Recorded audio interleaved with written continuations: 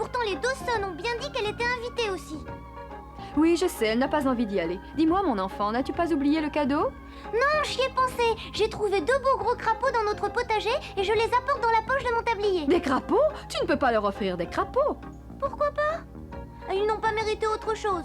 Alice! Des crapauds pour un anniversaire.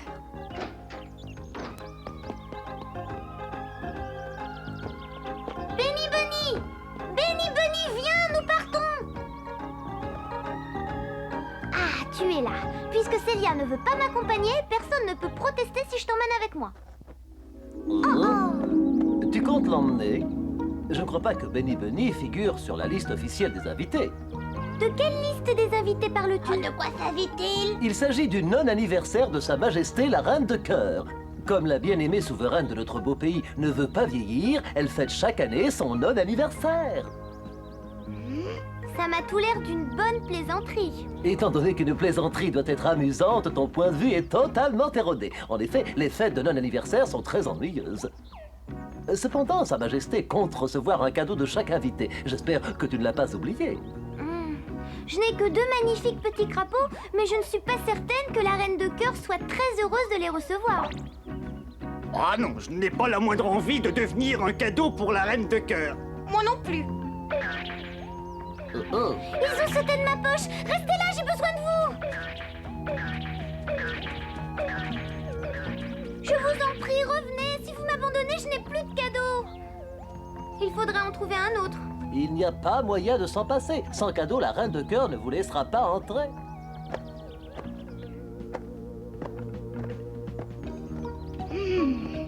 Il vaudrait mieux cette fois trouver un cadeau qui ne s'enfuit pas en entendant de quoi il s'agit. C'est juste. Benny Bunny, passe devant et essaie de t'introduire dans le château. N'en ferai rien. Je vais me procurer un cadeau, mais je ne veux rien manquer de la fête, tu comprends? Il faut que je risque ma vie parce que tu es curieuse. Je dois toujours faire ses 4 volontés. Que peut-on offrir à une reine qui possède déjà tout ce qu'on peut imaginer? Mais oui, bien sûr. Je n'ai qu'à demander conseil à la chenille bleue, elle saura. Je commence à en être excédé. Tout le monde vient me poser la même question. Et ne crois pas que ce soit cette année la première fois. À chaque non-anniversaire, on revient me voir avec le même problème. Que peut-on bien offrir pour un non-anniversaire? C'est ridicule, car c'est un problème qui n'est pas ordinaire. Surtout, ne lui offre pas de bonbons comme tout le monde. Que penses-tu d'une belle plante verte pour la salle du trône? Mais non, elle est allergique aux plantes en pot. Alors il faut que j'essaie de lui faire admettre que je suis la seule invitée sans cadeau. Oh, tu te trompes, Alice. Car moi non plus, je n'ai pas trouvé de cadeau, figure-toi. Oui, vraiment? Eh bien, cela me soulage de l'apprendre. Peut-être es-tu inconsciente, mais moi, ça me tourmente. Oh. Alors, il reste une solution. Nous n'irons pas à la fête pour éviter les complications. Alors tout est pour le mieux. Si vous ne désirez pas y aller... Bien sûr qu'on voudrait y aller, mais on ne trouve pas de cadeau. En vérité, je crois qu'on ne nous laissera pas entrer si nous n'avons pas de cadeau à la main. Et moi, en vérité, je crois que vous commettez une grossière erreur. Comment cela? Puisque nous n'avons rien trouvé, nous ne pouvons pas nous tromper. Si, parce que vous croyez qu'on ne peut offrir qu'un objet. Ben oui, bien sûr. Que peut-on offrir d'autre, à ton avis? Vous pourriez par exemple lui offrir votre sincère affection. Vous pourriez lui prouver votre fidèle attachement. Tous ces bons sentiments la rendraient certainement plus heureuse qu'un bouquet de fleurs, d'autant qu'elle est sujette au rhume des foins. Chacun a besoin de sentir qu'on l'aime, surtout une reine qui n'a pas osé une seule fois fêter son anniversaire par peur de vieillir. Oui! Oh, excuse-moi. C'est vraiment une excellente idée. On appellera ça les cadeaux du cœur. D'accord, mais il faut qu'on invente la bonne façon de les présenter. Tu ne pourrais pas par hasard faire de la magie? Un numéro de magicien est toujours apprécié. Si, un peu, mais je ne sais pas si ce sera suffisant. Tu devines qu'un public royal doit être exigeant, d'ailleurs, tu en as fait l'expérience. Oui, je connais les goûts de la reine et je suis persuadée qu'elle appréciera beaucoup. Tu verras, nous lui offrirons le plus beau cadeau de son non-anniversaire. Et notre reine de cœur nous remerciera d'avoir eu une si délicate attention. Mais pourquoi ne construiriez-vous pas votre numéro à partir de mon champignon? Il suffit d'en prendre un morceau de ce côté-ci et un de ce côté-là. Merci.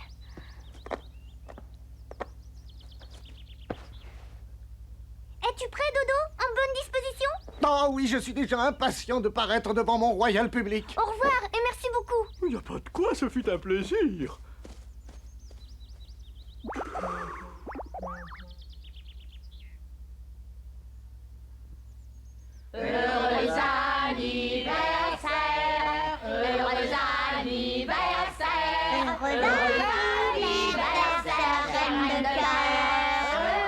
j'aimerais bien pouvoir aller chanter avec les autres moi aussi.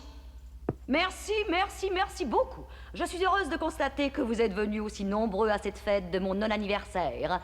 Et j'espère surtout que cette année, comme les précédentes, vous me gâterez avec vos cadeaux. Bientôt, je vais pouvoir examiner en détail vos présents. Nous avons vos cadeaux, Majesté. Moi, je n'en ai pas, avec rien apporté. Comment? Tu as osé paraître ici sans un cadeau? Oui, c'est-à-dire non, c'est plus tard, je voulais le dire plus tard. Soldat, jetez en prison ce petit lapin désobéissant. Oh, écoutez-moi, je vous en prie, Majesté, c'est Alice qui doit apporter le cadeau. Dès qu'elle sera là, elle vous l'offrira de notre part à tous les deux. C'est exact, Majesté. J'ai un cadeau pour vous. Oh. Majesté, je me permets de vous offrir de tout mon cœur mes meilleurs vœux. Les meilleurs vœux de ton cœur m'indiffèrent si tu n'as pas apporté de cadeau. Or, je constate que tu as les mains vides. C'est vrai. Ne joue pas avec mon impatience, tu dois l'avoir caché derrière ton dos ou dans ton tablier. Montre-le au plus vite. Non, Majesté, je n'ai rien caché. Mais vous pourrez voir votre cadeau si vous acceptez de me suivre dans la salle de théâtre du château. C'est une surprise. Pourquoi sommes-nous tous ici? Y aura-t-il un concert? Alice est la seule qui puisse répondre à cette question, mon fils. Majesté, mesdames et messieurs, j'ai le grand honneur de vous présenter le cadeau que nous offrons à Sa Majesté pour son non-anniversaire. Vous allez applaudir le plus grand magicien du Pays des Merveilles. On m'offre un magicien, ça c'est une merveilleuse idée. Cher public, puis-je vous demander d'accueillir chaleureusement notre artiste de ce soir? Applaudissons Dodo. Non, que signifie cela?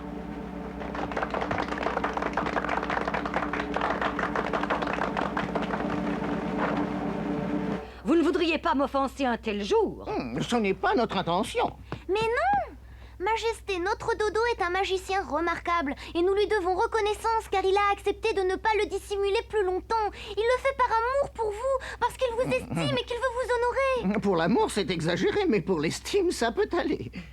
Très bien, je ne demande qu'à me laisser convaincre, bien que je doute de l'exactitude des propos d'Alice, car du reste, elle a moult fois abusé de ma royale crédulité. Je te souhaite bonne chance pour ton numéro. Merci, je vais faire de mon mieux. Merci. Très cher public, ce que je vous présente est une montre de Gousset, une très ordinaire montre de Gousset. Le grand lapin blanc a eu l'extrême amabilité de me la prêter. Ce que je tiens maintenant, et le public le reconnaîtra, c'est un mouchoir, un simple mouchoir, comme celui que vous devez tous avoir dans votre poche. Je connais ce truc-là, c'est vieux. Tu vas placer la montre dans le mouchoir et tu vas faire croire qu'elle disparaît. Mais en réalité, tu l'auras dans ta manche.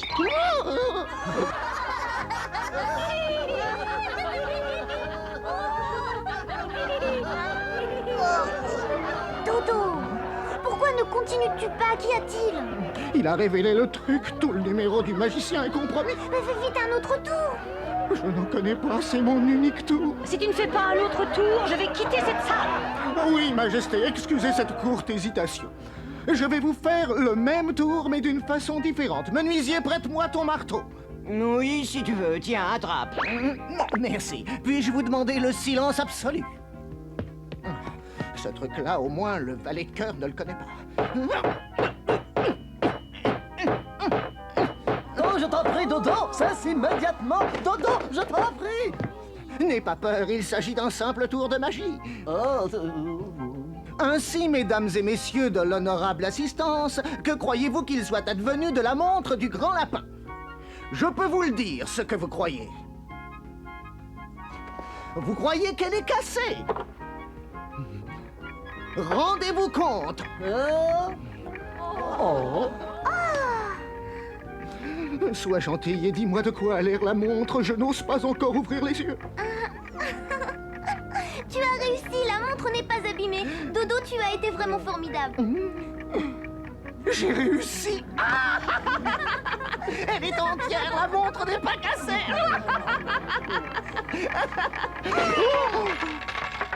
Et voilà, j'avais une belle montre en or.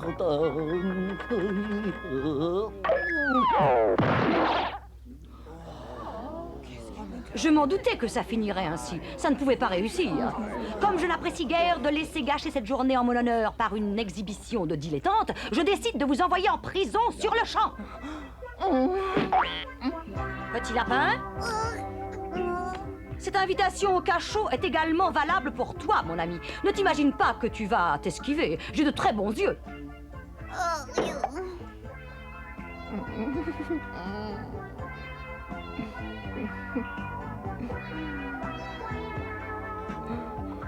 Et tout ça parce qu'on a voulu lui offrir un cadeau.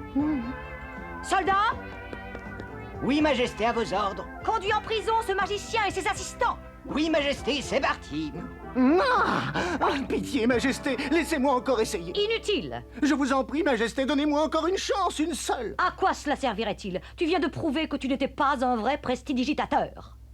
Mais Majesté, je voulais justement vous faire une démonstration palpitante d'hypnotisme. Nom d'un petit bonhomme, ne promets pas de nouveau l'impossible. Cette fois, je réussirai. Aujourd'hui, c'est mon jour de bonté, je te laisse te racheter. Mais tâche de réussir. Je vous remercie de tout cœur pour votre confiance, Majesté. Vous avez bien eu raison, cher public, de rester ici. Je vais maintenant hypnotiser devant vous la souris dormeuse. Espérons que ce n'est pas encore une fanfaronnade de sa part. Ah, dis donc, si cette fois il ne réussit pas, on finira nos jours en prison. Je m'endors lentement, mes yeux se ferment inexorablement. Je m'endors. Dodo, Ne m'interrompez pas. que dis-tu? Excusez-moi, Majesté, je n'avais pas reconnu le son de votre voix. Ton numéro me laisse perplexe. Aurais-tu la bonté de m'expliquer pourquoi tu tiens absolument à endormir une souris qui dort déjà? Comment? Vous avez le sens de l'observation, Majesté, mes compliments. Et dans ce cas, réveille-toi, tu te sens fraîche et dispose, réveille-toi. Tes paupières deviennent légères et tu as envie de sautiller sur tes pattes. Écoute-moi, souris, quand je claquerai des doigts après avoir compté jusqu'à 3, tu te réveilleras. 1, 2, 3. Qu'est-ce que tu fais là, Dodo? Tu portes en haute forme. Mesdames et messieurs, comme vous le constatez, j'ai hypnotisé la souris. Comme j'ai bien dormi, je rentre à la maison. C'est tout simplement ridicule. Cette souris s'est réveillée d'elle-même, voilà tout.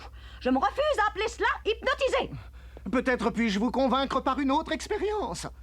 Tu es une grenouille, tu es une gentille grenouille. Mais tu ne me reconnais plus, Dodo? Mais tu es une grenouille, tu as compris? Oh, très bien, si tu y tiens. C'est cette comédie, tout cela n'a rien à voir avec l'hypnotisme. Oh, je vous en prie, Majesté, venez sur la scène, vous verrez. Emmenez-le. C'est injuste, vous méconnaissez mon génie de magicien. La jeune fille et le petit lapin, même destination. Oui, suis-nous sans discuter. J'émets une protestation, je ne me laisserai pas faire, on me traite indignement. Quel faquin, il a cru qu'il nous abuserait. Oh, et celui-là, à peine est-il énervé qu'il s'évanouit aussitôt.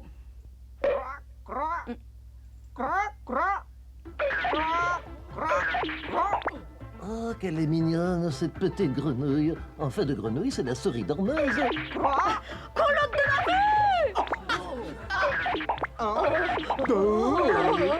Attrapez la souris et jetez-la en prison! Voilà de la compagnie. Amusez-vous bien. Tu as réussi ta séance d'hypnotisme, Dodo. La souris s'est prise pour une grenouille et a créé une grande confusion autour de la reine. Allez, viens.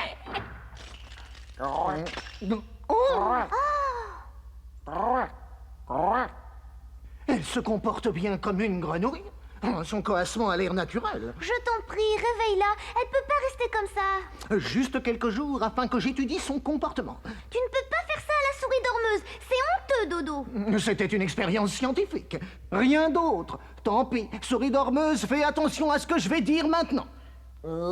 Quand je claquerai des doigts, tu te réveilleras et tu redeviendras aussitôt un être intelligent, tout comme moi. Oh, Dodo, qui voudrait devenir comme toi? 1, 2, 3. Très bien, elle est redevenue comme avant. Dis-moi, comment te sens-tu à présent? Comment je me sens? Je ne savais pas que ça t'intéresserait, grand malin. Qu'est-ce qui lui arrive tout à coup? Ce qui m'arrive, ça ne te regarde pas. Épargne-moi tes questions stupides et inutiles. Ouvrez la porte. Quoi? Que veux-tu? Je te ordonne d'ouvrir cette porte pour que je sorte d'ici. Tu es folle si tu crois que je vais t'obéir. Seule la reine de cœur peut me donner des ordres. Tu vas ouvrir cette porte parce que tu en as envie. Tu vas ouvrir cette porte. Tu vas ouvrir cette porte. Tu vas ouvrir cette porte. Tu vas ouvrir cette porte. Tu vas ouvrir cette porte parce que tu en as envie. Tu as envie de me rendre la liberté. Oui, immédiatement.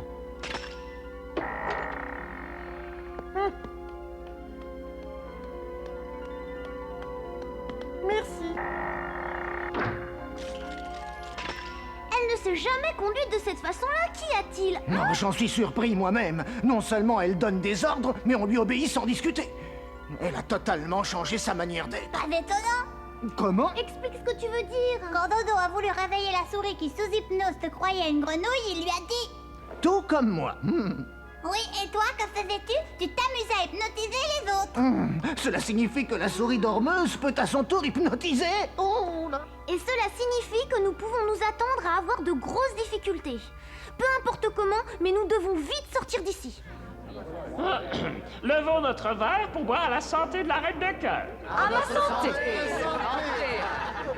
Chers amis, je vous remercie de tout cœur et j'espère que vous vous amuserez. C'est vrai? Oui!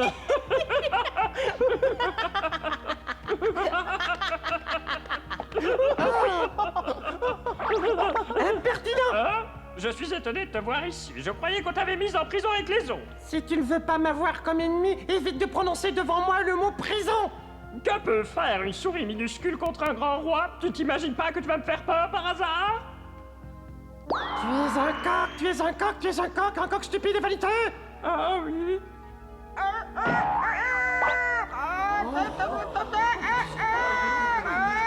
Oh, mon gros, tu ne te sens pas bien, hein? Mais si! Il se sent comme tous les coqs stupides et vaniteux! Que fait cette souris sur cette table? Je l'avais mise en prison! Vous êtes fatigué, vous vous sentez alourdi, vous allez dormir, vos paupières se ferment lentement, et cette fois vous vous endormez!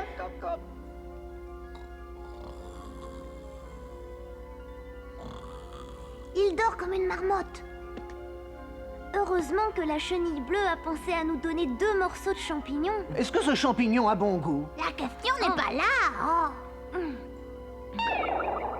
Oh, j'aurais pu m'en servir sur scène. Je me serais épargné le mal de faire de l'hypnotisme. Soulève-moi le plus haut possible. Oui, je le fais volontiers. Oh.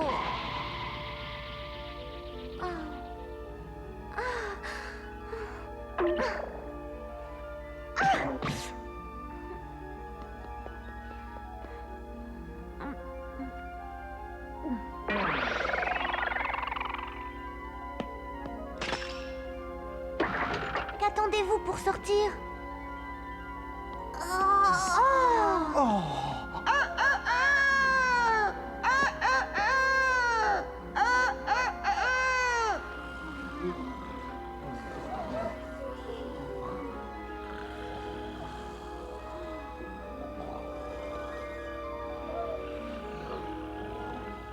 C'est la souris dormeuse qui les a hypnotisés.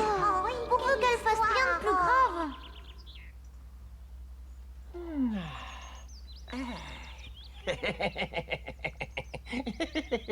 Enfin, j'y atteins mon but. Je vais gouverner le pays des merveilles, moi la souris dormeuse. Je t'en prie, cesse tes imbécilités. Que veux-tu faire? Pourquoi veux-tu devenir reine? Du reste, tous ceux que tu veux gouverner sont endormis. Ah, c'était pas incroyable. Cet enfant veut me donner des leçons. Ah, regarde-moi dans les yeux et fais ce que je te dis. Tes paupières deviennent lourdes. Tu te sens fatigué. Laisse-moi m'occuper de la souris dormeuse. Crois-tu que tu pourras réussir? Mais oui, va-t'en vite. Bon. Bonne chance, Dodo. J'avoue que ces complications qui compromettent l'équilibre du pays des merveilles sont toutes arrivées par ma faute. Ne bouge plus. Regarde-moi au fond des yeux et fais exactement ce que je te dis. Laisse-moi rire de tes prétentions. Tu redeviendras ce que tu étais, tu redeviendras ce que tu étais, tu redeviendras ce que tu étais. T'imagines-tu que je vais t'obéir, Dodo?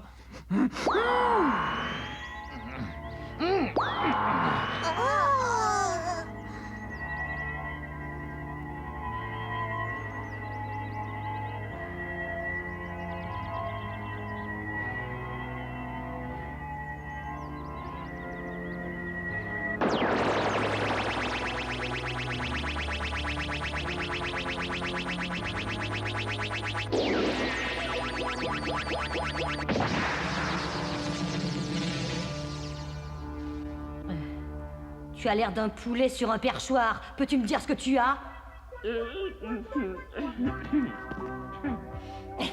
Si tu savais combien tu étais drôle. Mais comment est-ce arrivé? Je ne me souviens de rien. J'ai dû faire un mauvais rêve. Comment vous sentez-vous? Comme si quelqu'un de lourd venait de me marcher dessus. Qui suis-je et quel est mon nom? Tu es notre vieille amie et chère amie Dodo du Pays des Merveilles. Eh bien, ils ont quand même surmonté leur lutte d'hypnotisme et je suis soulagée, car toute cette aventure se termine pour le mieux. Alice, Oui? je tiens absolument à ce que tu apportes un cadeau convenable aux Dawson. Tu ne peux pas leur offrir des crapauds? Non, je n'ai pas besoin de cadeaux, maman. J'ai réfléchi, je reste à la maison. Les anniversaires, ça ne m'amuse plus. Hein? Même Benny Bunny n'a plus envie d'y aller. Mon enfant, j'ai souvent du mal à suivre ce que tu dis. Je m'efforce pourtant d'essayer de te comprendre, mais j'avoue que ce n'est pas facile. La prochaine fois, nous vous raconterons ce qu'Alice imagine au sujet d'un petit singe.